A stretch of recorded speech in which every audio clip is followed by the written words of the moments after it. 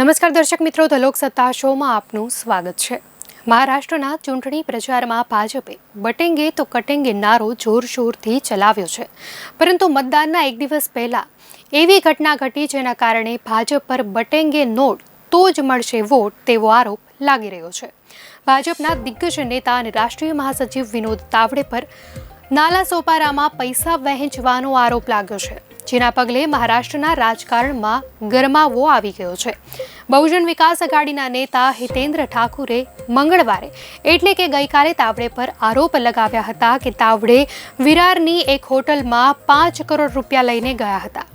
તેમની સાથે તેમના કાર્યકર્તાઓ પણ હતા। આ દરમિયાન જોરદાર હંગામો થયો હતો। આ હોટલ મુંબઈથી લગભગ 60 કિલોમીટરના અંતરે છે।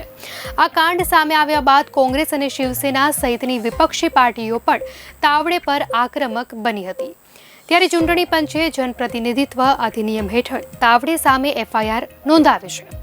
કુલ 3 ફરિયાદો નોંધવામાં આવી છે, જેમાંથી 2માં ભાજપ ઉમેદવાર અને 1માં વિનોદ તાવડેનું નામ સામેલ છે।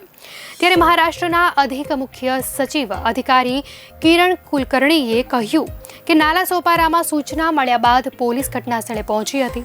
આચારસંહિતાના પાલન માટે રચાયેલી ચૂંટણી તંત્રની ફ્લાઇંગ સ્ક્વોડ પણ ઘટનાસ્થળે પહોંચી ગઈ હતી અને ફ્લાઇંગ સ્ક્વોડે પરિસરનો તાગ મેળવ્યો અને કેટલીક જપ્તી પણ કરી હતી।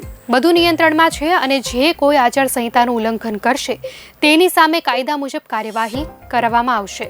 પંચના એક અધિકારીએ કહ્યું હતું કે હોટલના રૂમમાંથી 9.93 લાખ રૂપિયાની રોકડ મળી આવી છે। જોકે વિનોદ તાવડે દ્વારા તમામ આરોપોને નકારી કાઢ્યા છે।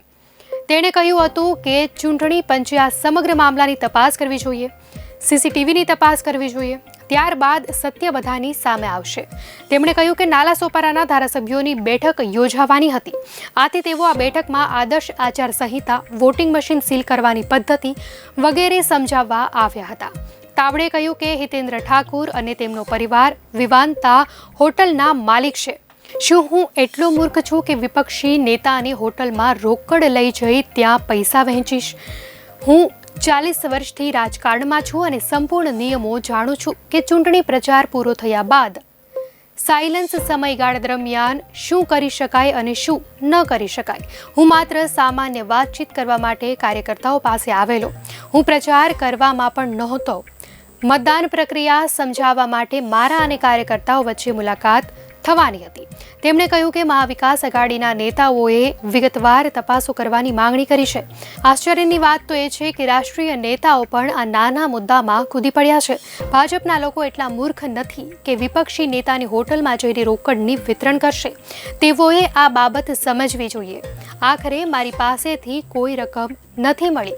રાહુલ ગાંધી અને સુપ્રિયા સુલેએ જે 5 કરોડ રૂપિયા જોયા છે, મહેરબાની કરીને મને મોકલે, મારા એકાઉન્ટમાં પણ જમા કરાવી શકે છે। દર્શક મિત્રો, આ અંગે આપની શું પ્રતિક્રિયા છે, ચોક્કસથી જણાવજો।